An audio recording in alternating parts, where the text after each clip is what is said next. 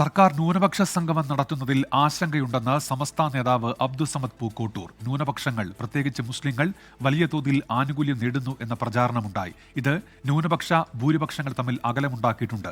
മതേതര സർക്കാർ മതം തിരിച്ച സംഗമം നടത്തേണ്ടതുണ്ടോ എന്നും അബ്ദുസമദ് പൂക്കോട്ടൂർ ചോദിച്ചു. സർക്കാർ അയ്യപ്പ സംഗമത്തിന് പുറകെ ന്യൂനപക്ഷ സംഗമവും പ്രഖ്യാപിച്ചിരിക്കുകയാണ്. ന്യൂനപക്ഷ സംഗമം സർക്കാർ നടത്തുമ്പോൾ നമുക്കൊരുപാട് ആശങ്കകളുമുണ്ട്, അനുഭവങ്ങളുമുണ്ട്. മദ്രസകൾക്ക് നിരവധി സഹായം നൽകുന്നു എന്ന രീതിയിലുള്ള ഒരു പ്രചരണം നടന്നു.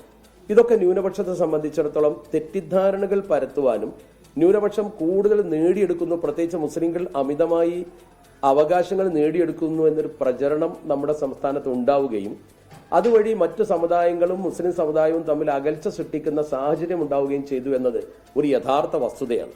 ഒരു മതേതര ഗവൺമെന്റിനെ സംബന്ധിച്ചിടത്തോളം എല്ലാവരും സമന്മാരാണ്. കേരളത്തിലെ മൊത്തം ജനങ്ങൾ, ആ മൊത്തം ജനങ്ങളെ ബാധിക്കുന്ന പ്രശ്നങ്ങൾ പരിഹരിക്കുക എന്നുള്ളതാണ് ഗവൺമെന്റ് മുമ്പിലുള്ള കടമ. ചേരി തിരിച്ചോരോ സംഗമങ്ങൾ നടത്തേണ്ടതിന്റെ ആവശ്യമുണ്ടോ?